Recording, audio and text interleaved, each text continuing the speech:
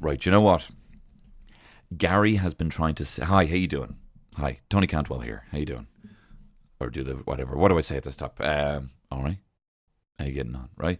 Gary, you know Gary. The voice in my head who keeps telling me to shut the fuck up when I'm talking. Sorry to be swearing. That's Gary as well. Anyway.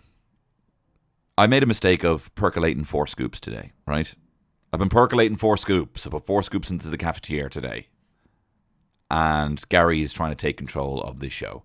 For those who don't know, Gary is that my co-host in my mind who keeps thinking that everything that I'm saying is dog shit, or I'm repeating myself, or I say the same word loads of times for whatever reason. So Gary's trying to steamroll this show. And I'm not. And you know what? To quote Veronica Guerin, they're not going to win. And they're not going to win. Gary, you're not going to win. Right? So I'm not having him steamroll this. This is going to be a great show. This is it. Hey, reframe, honk, honk, honk, boom, ba-ta, boom, boom, ba-ta, boom, boom, ba-ta, boom, boom, ba-ta. Positive affirmation. This is my fucking nation. I run this rule with an iron fist. And don't you go and looking at my wrist. On top of the thing is the fist. On top of my wrist is the fist. And we are going to... Oh, God. Let me do it again. All right. Boom, ta, boom, boom, boom, ta, boom, boom, ta, boom, boom, boom, positive affirmation. I'm going to rule this nation with a fist. Why am I saying the same thing on a tryst? You and me are going to have a secret rendezvous, and you are not ever going to do a poo. Ah, God, Gary. And you are not ever going to do a poo. You know I'm trying to compete with Blind Boy, right? I'm trying to compete on the top of the charts with Darren Garrahy and Blind Boy. Blind Boy reads a book in a week and then perfectly summarizes it through his beautiful mind prism and is able to kind of, put his take, his hot take on something, right? What do? I do a freestyle rap about not wanting to do a poo while I'm having a fight with a guy who doesn't exist, right? That's what I do. This is my show. But we can't let the Garys win, right? Funnily enough, last week, when I was talking about Gary, I was talking about GMTV. I know it's not called that, but I don't have the channels, right? GMTV with Holly Willoughby and Philip Schofield. And I was saying that would Holly Willoughby tolerate a co-host if Philip Schofield was everything that Holly Willoughby was saying? He was like, shut up, leave it. Stop saying the same word every time. No, wouldn't. But then, do you know what it reveals? Scofes, yeah? Scof had his own Gary. Scof had a big straight Gary telling him not to say anything. Poor Scofes. Courageous Scofes. Well done. Well done, Phil. Well done, my peer, presenter, Philip Schofield. I'm going to start doing that on Twitter. I'm going to start acting. I'm going to start acting like I'm a fucking hotshot, right? I already do beyond my means, right? But I'm going to be like, big happy birthday to my good pal Bono, Big, great job, Philip. I think us presenters need to sort of set a standard here, and I think it's courageous what you've done.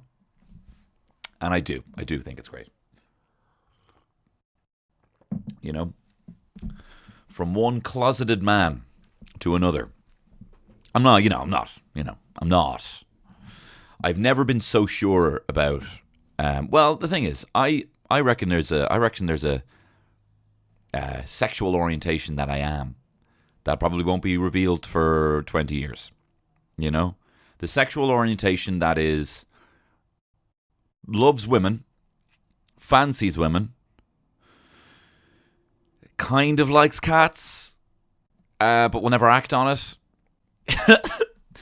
and wants to be spooned by a big man. But I don't want him touching me. I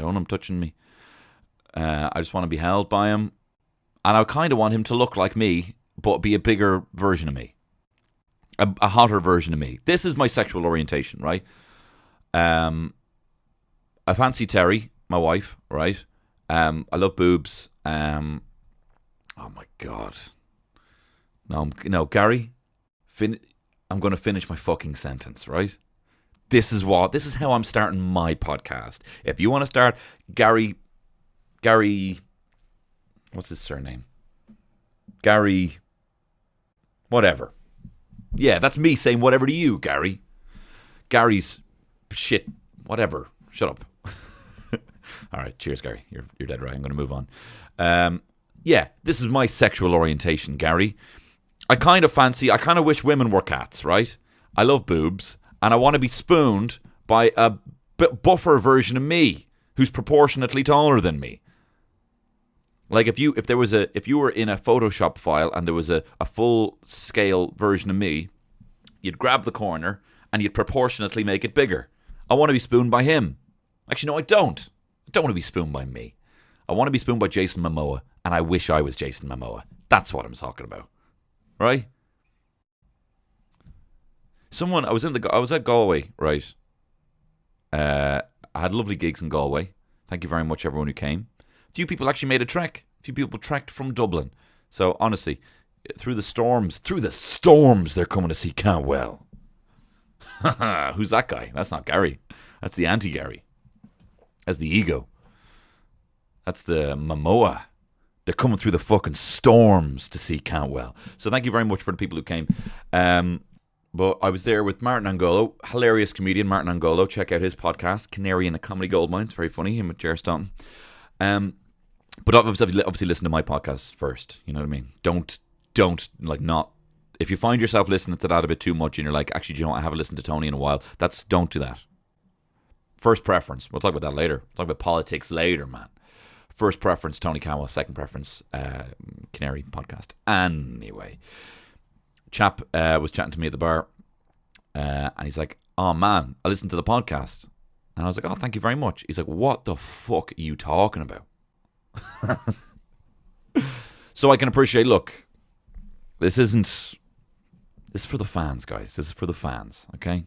Well, no, it's for everyone. Please listen, everyone. What am I talking about? How did I get onto this? I want Nala with jabs. I want to be spooning Nala with jabs. And I want the lad behind me to be Jason Momoa. Whatever. This is Tony Campbell's Shit Show.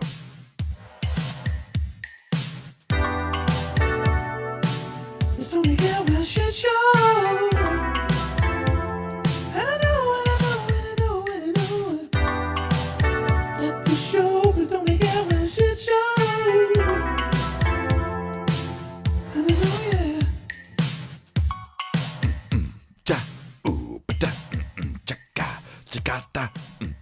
Jakarta. I'd love to have. Imagine you had like an anecdote, and you were like, 1995, Jakarta. I was asked by the king to whatever, you know. Amazing stories like that, time and place. Anyway, I tell you what the major scrap is I'm having with Gary at the moment, right? Is I feel like as this podcast progresses, and look, we're on episode 11, huh? That's 2 more episodes than those idiots in Star Wars ever did. Well, let me just tell you this. It has more episodes than Star Wars, so you can decide how good it is, right? Well, how good is Tony Campbell's Shit Show? Well, let me break it down for you. Currently, it has 11 episodes, okay? Now, to put that into context, Star Wars had 9, so hey, you idiot, you decide how good it is. So this is what's going on in my head, right? Is that the fact that we're on episode 11... And when you do something like this, you know, when you start doing something like ironically, like I genuinely say now, I was doing this thing, was like, oh man, just, you know, I kept it off, you know, I proposed and I married my wife and everything like that. And then people were like, oh, I didn't know you were married, or I didn't know you got engaged or whatever like that. And I was doing this thing where I'd say, wait till you hear this. Like this build up now. Wait till you hear this. I was saying, yeah, you know, we just kept it off the soch, right? That's what I kept saying. Yeah, just kept the old engagement thing off the soch. And I was saying that ironically. And now I'm saying it all the time, you know. I'm just, you know, trying to take a break from the soch. And people are like, what fucking word did you just say? You fucking... So I'm finding myself, having done 11 episodes of this, that there's things that I feel like I'm saying all the time. And I feel like I've become a parody of myself. But, hey, people are saying they like the podcast. So let's give you more of the whatevers and the anyway, sure. These are the things that I'm like, I'm saying that too many times. But anyway, we got a lot to talk. Hey, sorry, I'm moving up my seat and I'm straining like an old man. We got a lot to talk about. Like the election, huh? How about that? How about the election? Yeah, I don't like talking politics, I just don't like talking politics, people have their own views and it just always gets messy. Oh, I mean, like, don't get me wrong, like, if I wanted to talk politics, I would have incredible points on it, and I'd have, an incredible knowledge of it, and stats and figures, and I'd know the history of it, and I'd probably be able to absolutely demolish it in a debate, but I just kind of have this policy, I don't talk politics, so sorry. That's been my cop-out now for all of my life. Yeah, I just don't talk politics.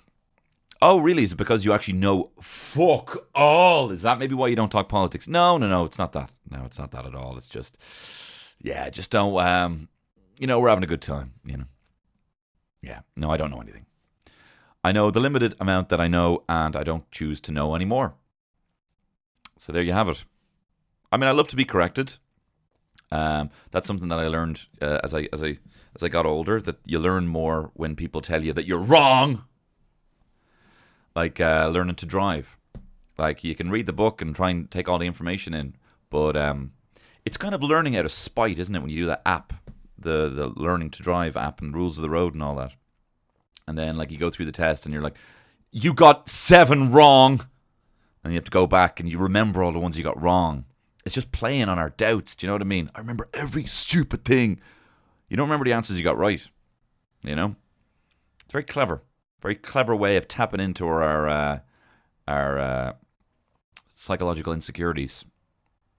Bloody RSA. Give us a fucking chance, RSA. Why are you always trying to make us... If it's not the lad without the fucking seatbelt did the damage, it's you trying to make me feel like an idiot in my exam. Shall I tell you about my love? Some absolute bangers for the old car crash ads, Body to body. But since not having a TV, since watching pretty much exclusively on the internet, you don't see as many road safety ads, Saw there's a new one where there's a guy being like, telling your mates, can you put the seatbelt on? And it's kind of like, you have to say it. You just got to say it, You got to say to the lads in the back, here, would you mind putting the seatbelt on?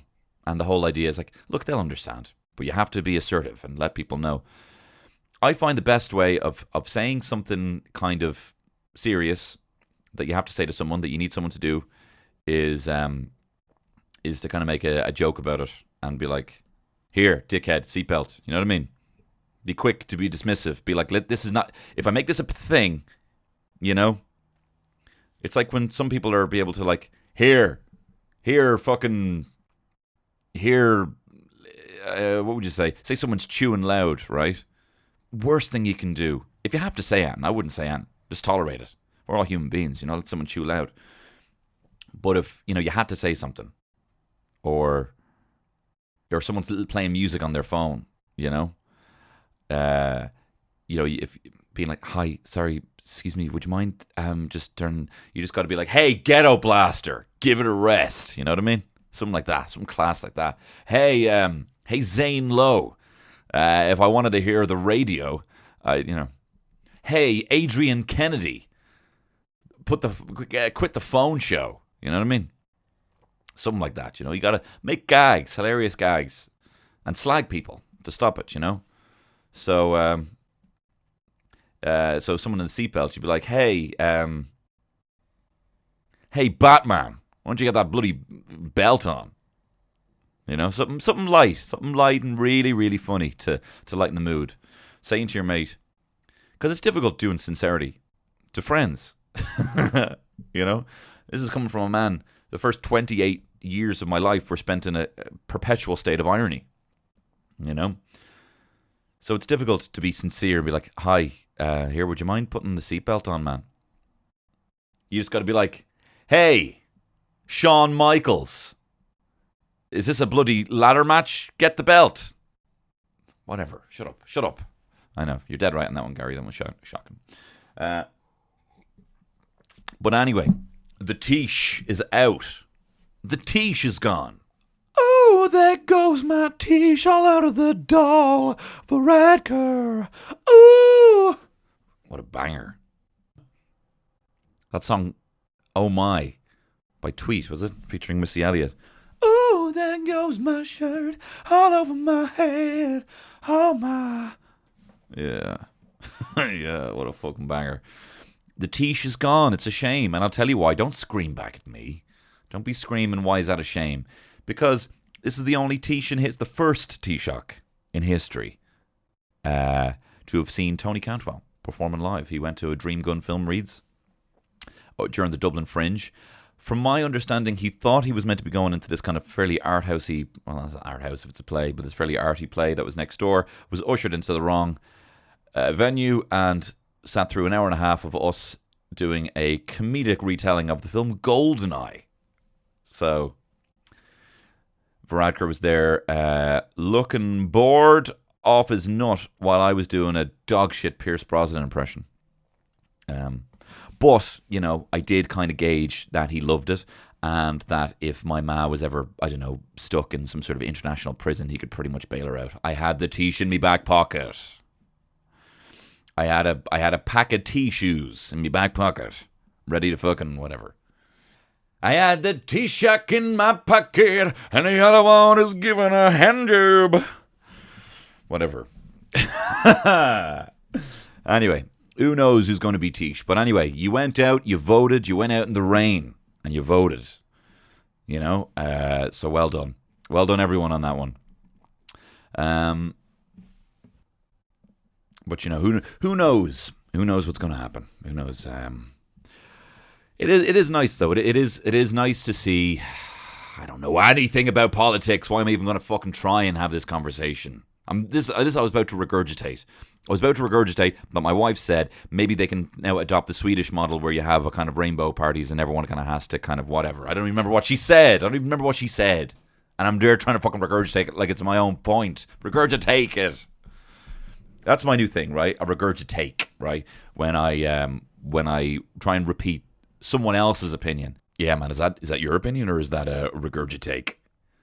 And then people will be like, "What's that?" And I'll be like, "Well, is that just someone else's opinion that you're someone else's hot take that you're regurgitating?" Yeah, I'm happy with that. That's the old Tony Cantwell model. If you can't chat politics and you sound really stupid, just make up a new word. Anyway. Guys, also Oscar buzz. The Oscar winners came out. The Oscar winners pulled a Schofield and came out. Not having a go. Let's see who the winners are, right? Let's see here. Oscars 2020. I got The Vision. Who we got? So, Joaquin Phoenix. Joaquin. Hey, Joaquin, you went for Joker? I wonder if they got Joaquin Phoenix because for whatever, shut up. Joaquin Phoenix, right, for Joker. Joaquin Phoenix, I think, is great. I think he's a very good actor. And, he's good. He's good in Joker. But this is the thing, right? This is what winds me up about the Oscars, right? I'm talking about two things here. Calm down. All right. I don't like people winning the Academy Award for Best Actor or Best Supporting Actor when it's something I've seen before. And not even just, like, right, Joaquin Phoenix, I've seen that Joker before, right? This guy, he's a bit simple. He's disabled. Let's not beat around the bush. This character is not the clown prince of crime. This guy couldn't, Like, I don't even trust this guy to tie his shoes. Or to quote Rowan Atkinson, I wouldn't trust him to sit the right way on a toilet seat. Right? This character is mentally disabled. All right? Mentally incapable. And even in the film, seems to just be at the right place at the right time and gets people on board. Like, I couldn't see him scheming anything. But whatever. I like Batman, right? I love the fact I've come to terms with like things like Tim Burton's Batman. I go back and watch them. I love watching Joel Schumacher's Batman. But let's not like get this wrong here. Joker is a comic book film, and viewed anything other than a comic book film is ridiculous. It can't, which is so ridiculous that you even have a film like Joker nominated for Best Picture beside a Scorsese film, when the thing itself is just derivative of two Scorsese films, The King of Comedy and Taxi Driver, with Joaquin Phoenix just doing not even the Joker, just doing a sick guy. Like, he's not. So I don't like seeing people win. I'm talking about two things here. I'm talking about two things, right? Okay? I'm talking about two things. One thing is, I don't like. He is not a brand new character, something I've never seen before. He's just playing a disabled man. Not to say that that's just a character type, but look, this is what I have in the back of my head, right? And I compare every actor to this, right? Not Al Pacino in Scent of a Woman, or Tom Hanks in Forrest Gump, right? Or Tom Hanks in Philadelphia. I compare every best actor to the man who didn't win for Best Actor, Jake Gyllenhaal in the film Nightcrawler, which I think, in my opinion, is the best leading male performance I have ever seen in a film. I think Jake Gyllenhaal is a supremely better actor than Joaquin Phoenix, and also better than Leonardo DiCaprio, because he inhabits a brand new person. Heath Ledger was probably even better than that. Heath Ledger, when he was the Joker, this is like seeing cool rock music where you're like, right, cool. He took an influence from a Tom Waits interview that he saw and combined it with whatever, Or do you know what? I'm going to say it. Something brand new. Seeing Johnny Depp do Jack Sparrow. Right? I'm putting him up there.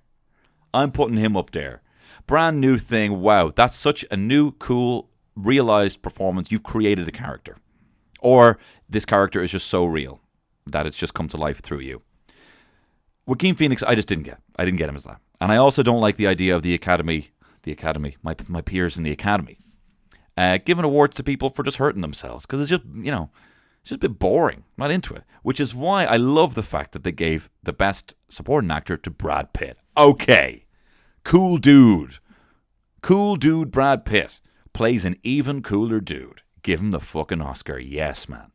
He didn't have to go through anything, arduous. He's not a character who hates himself. He just seems like a real stand-up guy. Brad Pitt played a guy who just is a real stand-up guy. A real loyal guy who just... Like, I thought he was a better actor than DiCaprio in it. Even though DiCaprio does his thing of, being a bit of a loser, being sad, he just does intense. He does 50 shades of intense. Brad Pitt just rocks up, effortlessly looking cool. Love it. Give it to him for that. And he also just inhabited a new character. Even though it's Brad Pitt, you're kind of like, yeah, I get this Cliff Booth guy. He's a brand new guy.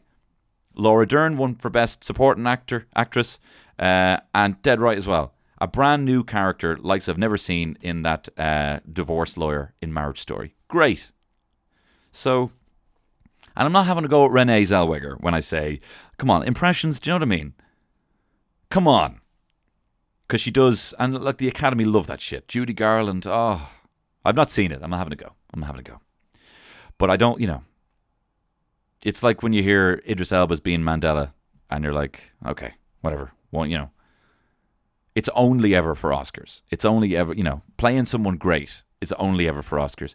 And Rami Malek as Freddie Mercury is catastrophically bad. And it's such a shame, right, that Rocket Man didn't come out the year that Bohemian Rhapsody came out. Because it is a substantially better biopic. It is an incredible film. And Taron Egerton is sensational in it. This is why I love the Golden Globes, right? Because you have people like Taron Egerton, Or, or I would have thought Brad Pitt for Best Comedy, winning, Academy Award. But, they always give it to, okay, how are you playing some sort of, like, should Joaquin Phoenix even be playing someone like that? Should they not have got someone in who's really like that? Do you know what I mean? Who's really just a bit, unstable, a bit mentally unstable. And you just lose loads of weight, I don't know. I'm sorry if this isn't funny or interesting. But hey, this is my podcast and this is your free content. Okay. And then Best Picture, right? Let's go through the Best Picture noms. Nom nom nom. It was popcorn classics at the whatever. I don't know what I'm talking about. Right, here we go. These were the Best Picture nominees, right? So Parasite won. Right, spoiler. I've skipped right ahead. Parasite won. Bong Joon-ho, my peer, my fellow content creator. He does films and I do sketches and little bits, Instagram videos. But fellow content creator peer, Bong Joon-ho, won for Best Director and Best Picture with Parasite. And fair, it's a brilliant film. It is a brilliant film. Like, I don't get the Once Upon a Time, and I think Once Upon a Time in Hollywood is Tarantino doing his thing. He does it expertly well. It's an excellent film. The Irishman is Scorsese doing his thing. It's a great film. I wouldn't say excellent film, but it's Scorsese doing his thing. But then you have something like Parasite, which just, I don't know how it got into Best Picture. I'm so glad it did. It won Best Foreign Picture as well. But then when you see it there against every other film, it just makes sense. I mean, 1917, another war flick. Ford versus Ferrari, another sports flick. Joker, who has no business being in there, especially with Scorsese in the same category. It is just so derivative of as I said, I've clearly learned the word. Tony, did you learn the word derivative this week? All right, Gary, leave it, man. Of Scorsese's films. Once Upon a Time in Hollywood, Tarantino doing his thing and his ode to Hollywood really should have been his chance. I mean, if he didn't win an Oscar for this, literally like sucking up to Hollywood and the Academy, then I don't think it was sucking up, but they lapped that shit up. Little Women, you've got an indie flick and a period piece wrapped up in one. So that's the standard piece in there. Not standard piece, but you know what I mean. Kind of. It fits that part there. You've Jojo Rabbit, which is a war flick, but also the kind of indie kooky flick. The flick that, if Wes Anderson had done a flick, probably would have taken that spot. And then you've Marriage Story as well. Also indie flick, but also, a kind of family drama, right?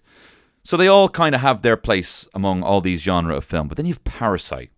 And, it just shits on all of those flicks. It is just something completely brand new, layered upon layer of theme, and the performances are incredible. The story is great. The surprises and the twists and the turns and the ending, it's all... Come on. Can't be begrudging Bong Joon-ho, It is just... Yeah, great job.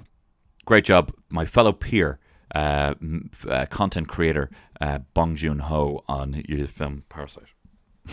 that's my Oscar picks.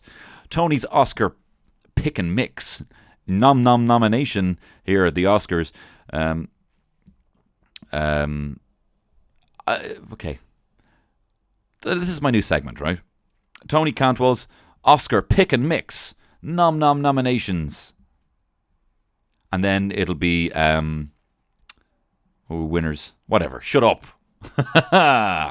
So guys, as well as that, that's my Oscar bit. I've done my politics bit. I've done my Oscars bit. And now, do you know what I'm going to talk about? I'm going to talk about Valentine's Day. Oh, keep your voice like this. Oh, keep your voice like this. We used to have a teacher who would lead us in choir, and he'd kind of like hit a tuning fork and get the kind of, and then he'd go, oh, keep your voice like this. Me and my brother laugh about it all the time. Me and me bro to be cracking up over it.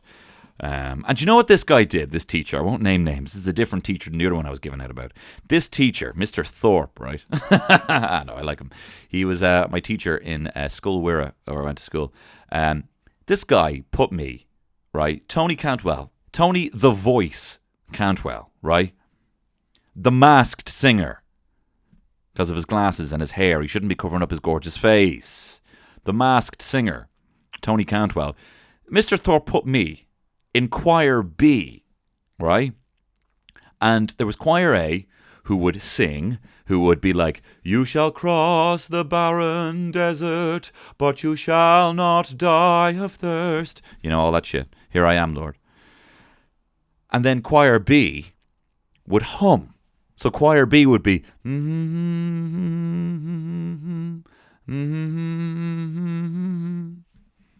Can you believe it? Me. This is also the same teacher who, I'm going to say it wasn't my fault. He put me in blackface. Not for the laugh. I was playing Martin Luther King, and I was a child, and he put me in blackface. And he painted me all black, and I was Martin Luther King because he had said, can anyone do an Alabama accent? And I put my hand straight up. And I went to the front of the class, right? This was the audition for Martin Luther King. And he says, right, do an Alabama accent. And I said, right, what's an Alabama accent? And he goes, this is just me being an attention seeker. Being, yeah, I'll do it. Yeah, in front of people. Yeah, class. I'll do it. And he goes, it's kind of like, well, I have a dream, you know? And then he was like, kind of like Forrest Gump. And I was like, got it. I read the thing. I have a dream. And I was doing the whole thing. In retrospect now, so racist. You can't do that anymore, and you shouldn't. But, so I'm probably going to get the bloody Justin Trudeau treatment probably in a couple of years' time when I'm the Tish. You know, it'll be like, well, Tony, you know, you obviously made a blockbuster after blockbuster with your peer Bong Joon-ho, and now you became Taoiseach, but you're going to get cancelled because we got a photo of you as a 7-year-old or 10-year-old in blackface. So, anyway, whatever. Yeah, so he put me in choir B and put me in blackface, but one of the best teachers I've ever had. He was a good man. What am I talking about? Valentine's Day. Right. Valentine's Day. Guys, I got some tips for you, right? First tip. If you're the guy who's like, yeah, Valentine's Day, yeah, I'm not signing up for a bloody conformist capitalist holiday. Yeah, I love my girlfriend, but I'm not putting cash. I'm not lacing the pockets of the fat cats with cash. Is that what you think? Yeah. So buying a bunch of daffodils for your bird is pumping stat oil into the sea. Is it? Is that the same thing? Giving a florist £3 for some lovely daffodils. Daffodils, I think, are the most fabulous. Daffodils have the best entrance of any flower. You just pop the bulbs in some water and it's pop coming out the next day. Do you know what I mean? Just flourish. Women love flowers. So you, straight man. I normally like to speak to everyone here. I like to speak to the straights, the gays, the bis, you know, the gender fluids. But I'm saying this to you, straight man, because it's only you who's not paying attention. Get her some flowers. You got her now? Try not lose her. We focus too much on getting. We don't focus enough time on keeping, and keeping over time. So here's some top tips for you. Right? Get your partner. This is Tony's Valentines pick and mix nominations, right? Everything is the same thing. Right. A couple of tips. Now some of these are wacky, but I'm going to give you a couple of ideas here to spice up your relationship with your partner, right? First thing, I've already said it. Get them flowers, right? If they don't like flowers, because my ex-girlfriend didn't like flowers, and I got her flowers 3 separate times, and she just used to leave them wherever we were. She'd leave them in a taxi, leave them at a restaurant. You know, I'm not saying it's the reason we broke up, but no, I'm only messing. But my current wife, my current partner, for who knows how long. Likes flowers, so it's whatever. She likes flowers. It's cheap. You can get her flowers, right? And I get her the cheapest flowers there are. No, flowers are so expensive. So if you don't want to spend loads on flowers, can I recommend, right? Is your partner a foodie? Do they like their food? Get them some cured meats. Huh? Get them some prosciutto.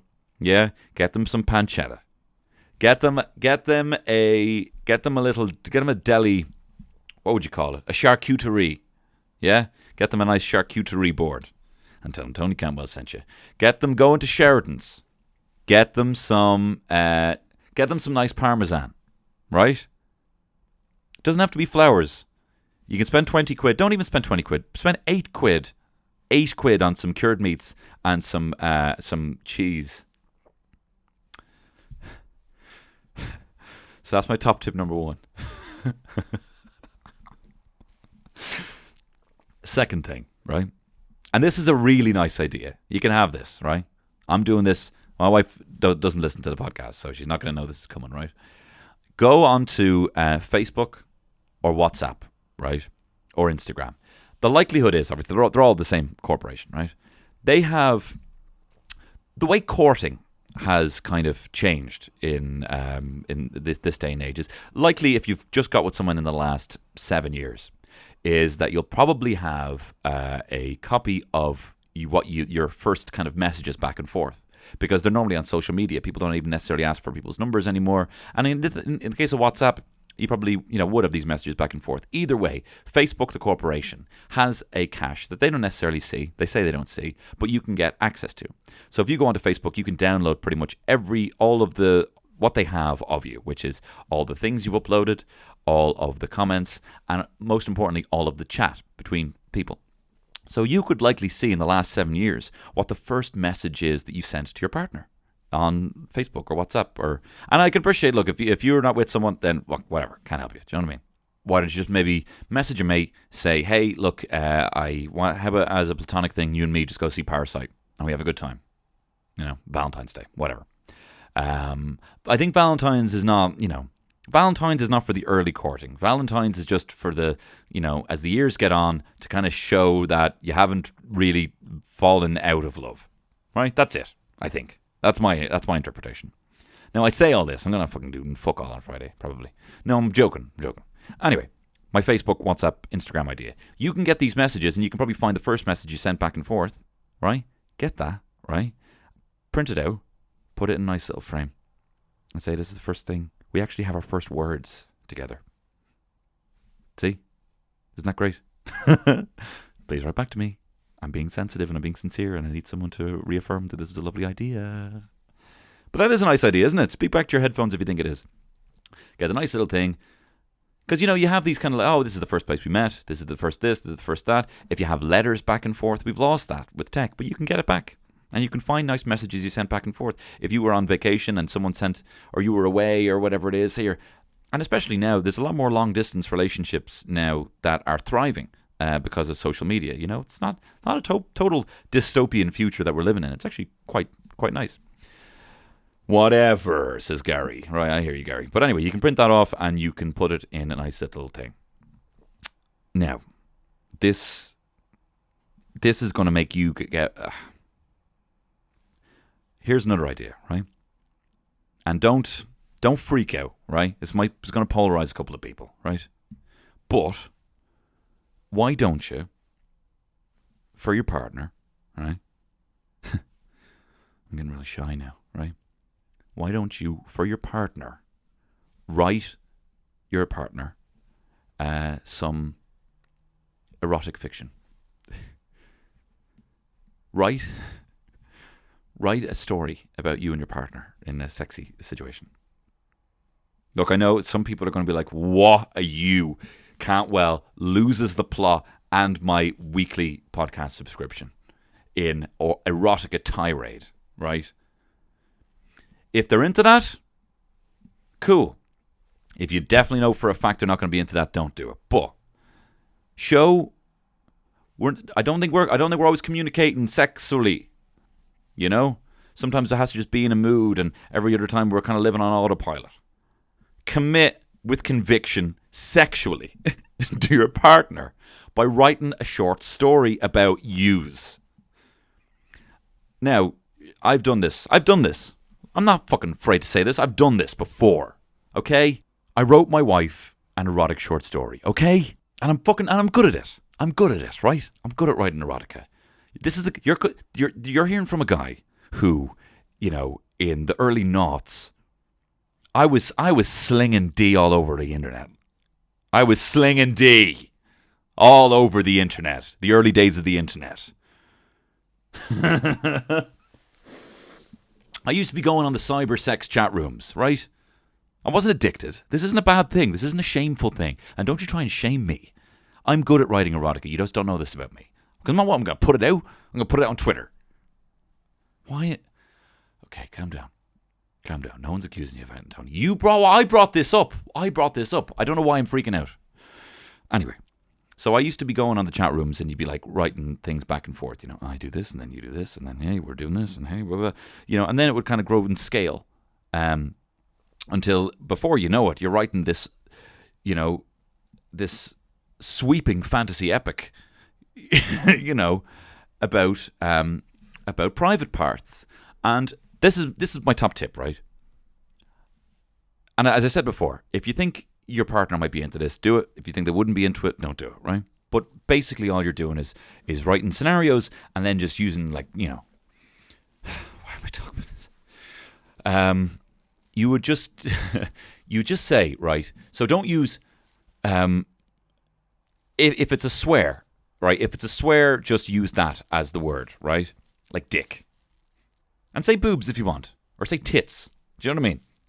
But don't be using stuff like, nothing's gonna lose. You're gonna break the vibe if you start saying something like, Quentin had never seen such an exquisite bum, right? No juvenile language here, right? Say Quentin's mind was blown with that ass, right? Something like that, right? And as well, don't, like for other words, like, you wouldn't say something like the only thing other than the bum was her stellar bip bips, Don't be saying bip bips and don't be saying ditties. Oh my God. Top of the charts, right? Just because, don't use the juvenile language, right? And speaking of ditties, right? What the fuck is Sean Combs? Think of all the names this lad has had. I'm Sean Combs. And my rapper name is, what is it? Puff Daddy. Okay. Puff Daddy. Yeah, okay. Okay. Is that not a bit problematic? I don't see how. Oh, no, hang on. I've changed it now. All right, great. What's it now? Ditties. Okay. Like, is this some... He's like some 7-year-old who's found like a dictionary. Ditties. Anyway. And don't say something like, Quentin or... I don't know why, but this is the name I had for... So you got Quentin is the name of the man's name in this, right?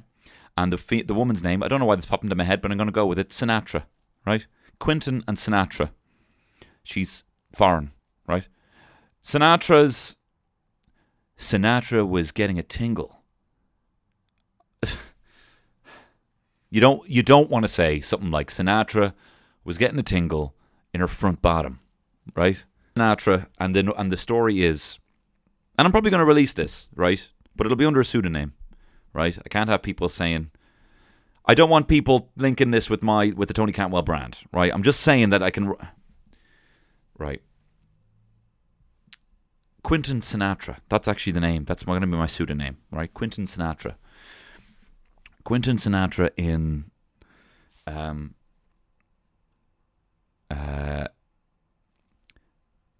Quentin Sinatra's bum ditties and front bottoms. The bum ditties and front bottom trilogy by Quentin Sinatra. I've lost it. Guys, I'm sorry, I've lost it. And I'm going to close. I'm leaving now. So that's my top tips for Valentine's Day, guys. One thing you should do is get your partner flowers, or failing that, a charcuterie board of meats and cheeses. Go on Facebook and find the first message that you wrote to each other and put that embroidered on a towel or a printed off picture. And write them erotica under your own pseudonym. Quentin Sinatra is taken. And do not use the words bum bum, willies, front bottoms, or ditties. This has been Tony Cantwell's Shit Show. Oh my... I'm sorry. Anyway. No, I'm not sorry. I'm not sorry. Okay? I'm just gotten a bit shy. Okay? Anyway, sure. If you would like to come and see me live, I would love to see you. I will be this February 14th, this very Friday. I'm in Cork, in Cypress Avenue. Tickets are almost sold out for that. That would be cool if it was sold out, but hey, no big deal if not. February 20th in Limerick, in Dolan's. Please come to that. That'll be great crack. March 14th in Rathoden Meath. Please come to me there. That'll be great crack. Tickets are selling very well for that. March 21st, the Spirit Store in Dundalk.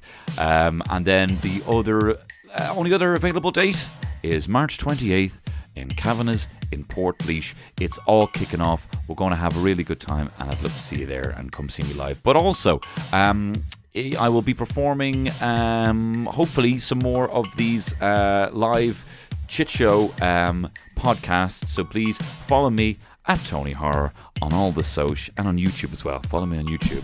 And hey, guys, they love you, and I love you. Bye.